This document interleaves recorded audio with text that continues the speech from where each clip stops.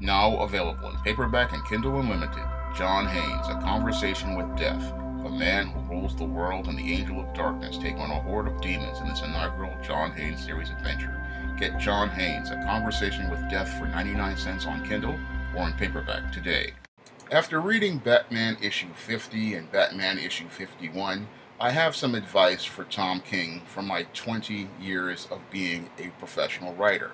Stop writing Batman like a simp, because the way you are writing Batman is completely out of character for Bruce Wayne and Batman as he's been portrayed in his over 80-year history as a character and as a man. And the reason why the way Tom King has been writing Batman out of character is because he grew up in a single mother household. And because he grew up in a single mother household, he is projecting his issues on to Batman, and that shows in many of the low energy stories he has been writing featuring Batman, where he's focused on this wedding, and then he gives us this ending where you have Selina Kyle walking away from Bruce Wayne, and then you have Bruce Wayne acting emotional in that 51st issue. Now, it was that 51st issue and that 50th issue that really made me look at his run and say that you're really starting to write this character out of character, because it's clear to me that your Tom King really has not done any research on family dynamics or family relationships as it relates to the Batman family or even the human family.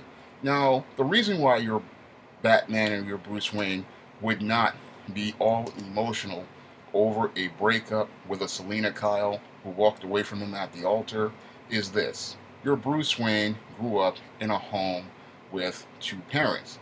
And in that home, he grew up with his father, Dr. Thomas Wayne.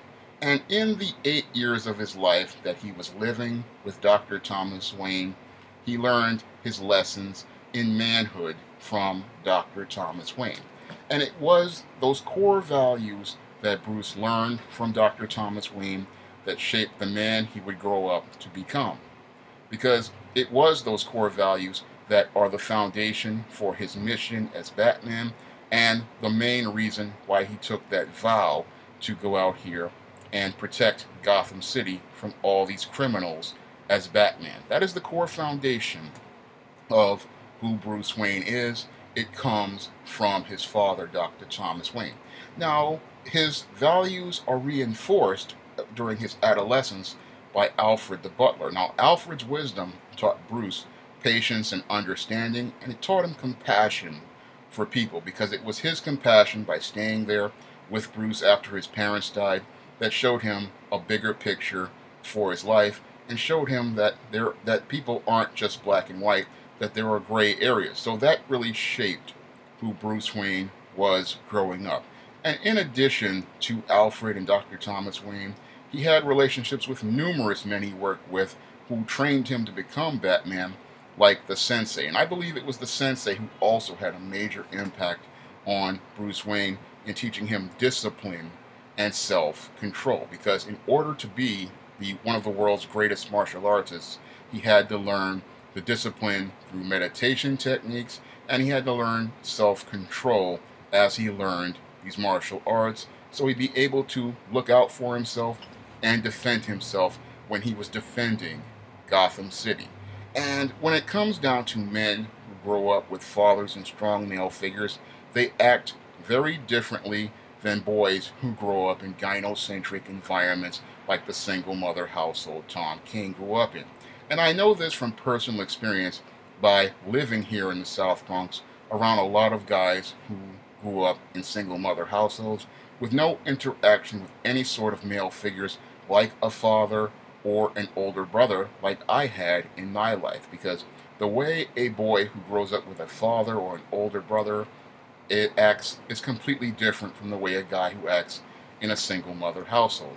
And the way he had Batman acting in issue 51 was clearly the way a guy acts in a single mother household, because only a guy who comes from a single mother household is going to go out here and get emotional when a woman breaks up with him.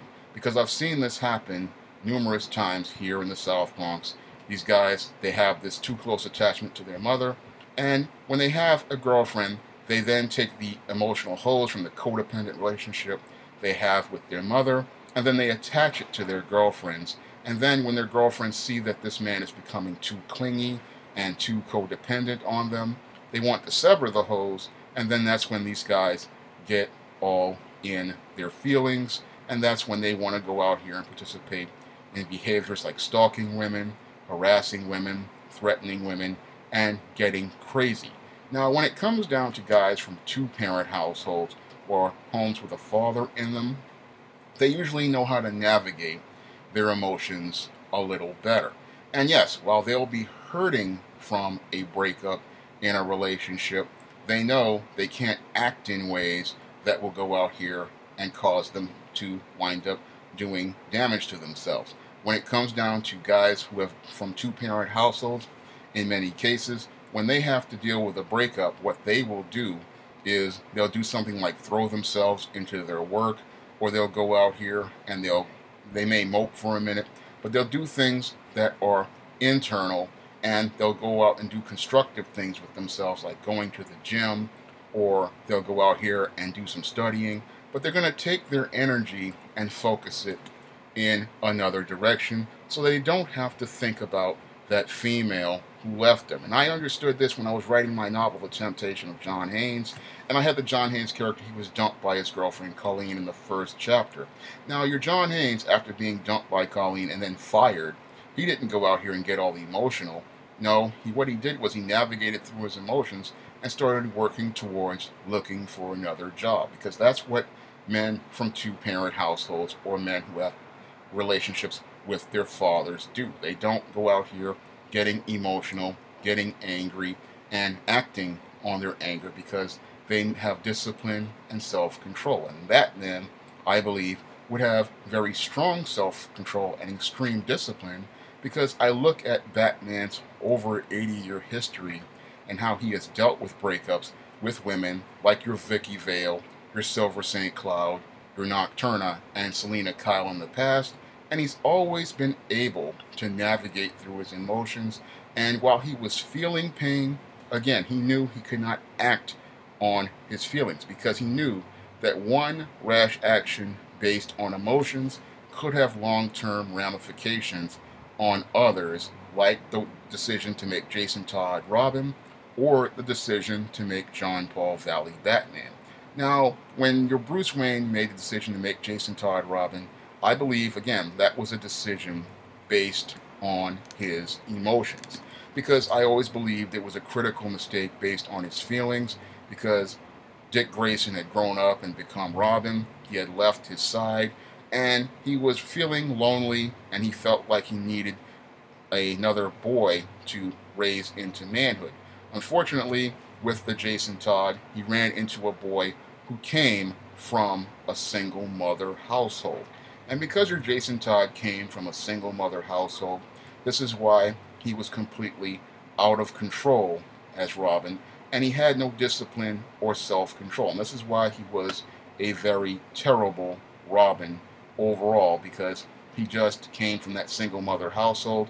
He had no father to teach him discipline in the way Dick Grayson was taught discipline by his mother and father as the Flying Graysons, or Tim Drake was taught discipline by his father in the home. Because those boys had fathers in the home, that's why they were more effective Robins. Dick Grayson was a very effective Robin because he had his father, and Tim Drake was a very effective Robin because he had his father in his life. But your Jason Todd wasn't an effective man. Same thing with your John Paul Valley. Your John Paul Valley, he came from a dysfunctional home, and he didn't have the discipline to be Batman. He was good as Azrael the Avenging Angel because that was a very emotional character, but he was not Batman material. In order to be Batman, you have to have discipline, you have to have self-control, and you have to be a sharp, critical thinker. And this is something, again, that Bruce knows is important in his life as Bruce Wayne, and also important as Batman. This is why he's not going to fall completely apart when someone like Selina Kyle decides she doesn't want to get married. Because again, your Bruce Wayne has never really invested his feelings in women. If you look at his relationship with Talia, if you look at Vicky Vale, if you look at Silver St. Cloud, if you look at Nocturna, he never really, while he loved those women, he knew that he could not invest all of his emotions in these women because he knew that there was a bigger picture to things, and the bigger picture for things were Wayne Enterprises and Gotham City, and he did not want to do anything to compromise the mission he made and the oath he took to protect Gotham City for criminals. So he was willing to let a woman go. It's just like he told Terry McGinnis in the Repeller episode when Terry was all in his feelings about this girl who was in one of these, who was sick and had one of these diseases and couldn't go out.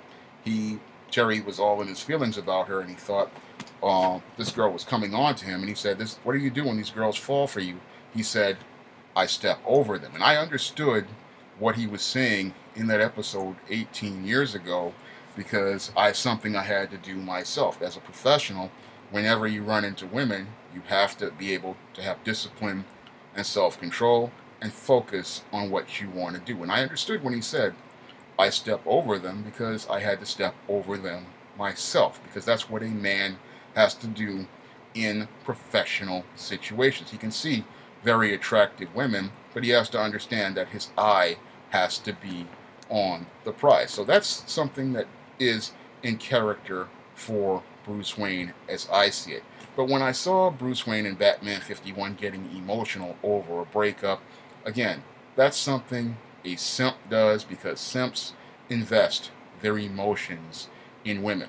Simps invest all of their heart into females. And again, that's out of character for Bruce Wayne, because Bruce knows Selina. He knows that Selina has daddy issues from her father not being able to take care of her, and those insecurities make it where she can't really commit to him in a relationship. That's why their relationship has always had problems, because of the father issues she has. And he wouldn't be all emotional over it. He would understand it, and he would understand that there is a reason why why she's leaving him. That's why he would understand. And that's, again, something I did not see in that issue of Batman 50. And the whole reason for Selina walking away also is out of character for her, and really fits within Dan Dido's agenda regarding superheroes not being able to be happy. Now, that argument in and of itself is one that does not wash, because I looked at A Brave and the Bold from the 1970s, where Batman was teaming up with Diana Prince Wonder Woman during the Diana Prince era, and your Batman was in a racing car with a big smile on his face. So it is possible for Batman to be happy. Denny O'Neil and Neil Adams wrote a very balanced Batman, and your Alan Grant and Norm Brayfogle also wrote a very balanced Batman who had good times and had fun and had a very balanced life. If those two writers could give us a friendly Batman and he could still be the Dark Knight, then it's possible. And I even remember some Paul Dini and Bruce Timm episodes where early on in the first two seasons where Batman also smiled and had good times. So it's possible to give us a balanced Batman, but many writers today, they're so caught up in making Batman a Dark Knight that they don't understand that there is light in that darkness, and there are good times for a hero like Batman, and all you have to do is have some balance in your life in order to understand how to craft those kind of stories, because I craft those kind of stories and I write dark characters like John Haynes and Eastine, and I still manage to put fun moments in there, and I believe a writer like Tom King could also do the same thing. But when I take a look at his writing, again, he's really writing Batman out of character, because I look at his Batman and he really has low energy. His stories have low energy. There's no dynamic action in them. The characters are really flat, and there are areas he really needs to work on as related to working on Batman. As someone who has read hundreds of Batman comics and watch the Batman the Animated Series and all of the Batman movies, I see a way to write and develop a more balanced Batman. And I really look at his writing again, and it comes from that single mother household perspective. But when you're writing Batman, you have to come from a balanced perspective.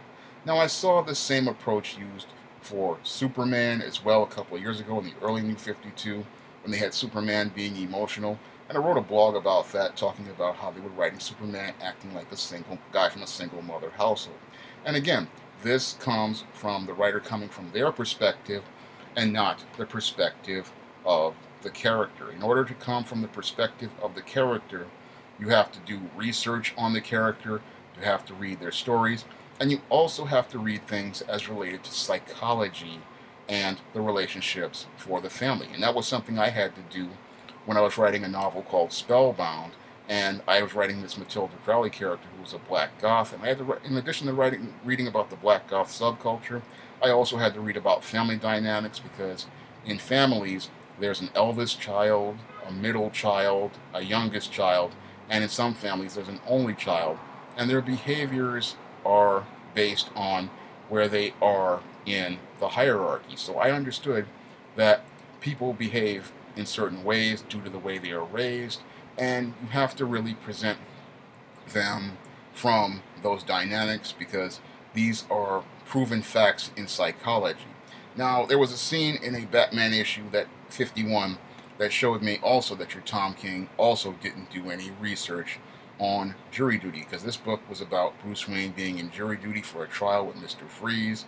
And as a guy who has done jury duty every 4 years here in the South Bronx and once in federal court here in Manhattan, I know that your Bruce Wayne would never be able to rip out a urinal inside of a courthouse and then not wind up in trouble.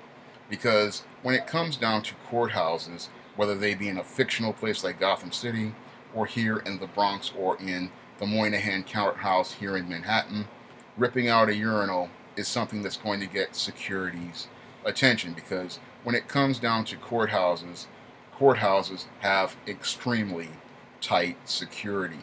There are guards everywhere, and the sound of a guy ripping out a urinal out of a wall, it's something that's going to get the attention of all those security guards. And even if he left the bathroom, the cameras in the hall are going to catch him coming out of the bathroom. They're going to find out it was him.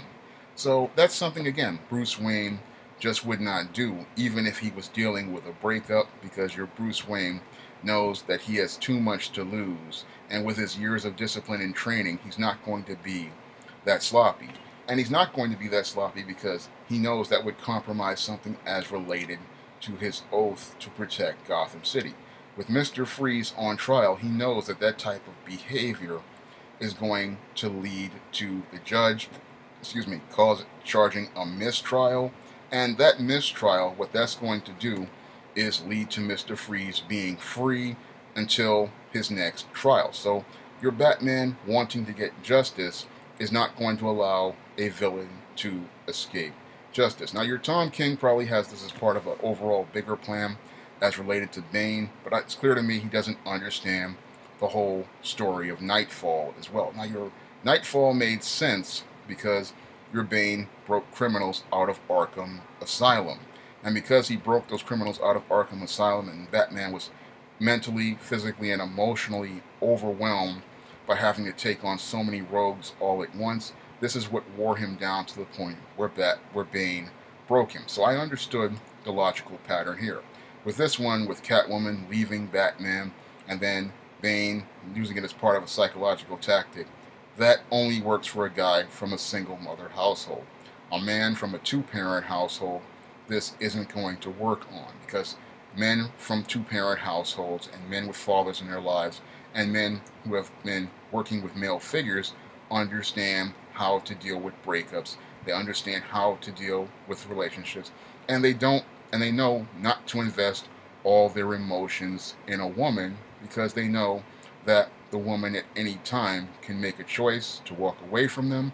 And yes, while they will be hurting, they understand that they have a bigger picture of life they need to focus on. And because they're focused on the bigger picture of their lives, what they're going to do is focus on those goals they want to do. And I would see Bruce more focused on protecting Gotham City or going out here and spending more time with his son, Damian Wayne. I would see him doing more things like that than winding up getting all upset and emotional like I saw in those two comics. And when I look at those two comics again, that's not the Batman I grew up with. That's not the Batman I've seen in numerous forms of media, whether it be Justice League, Batman the Animated Series, or your Batman movies with Michael Keaton, or your Batman movies featuring Christian Bale.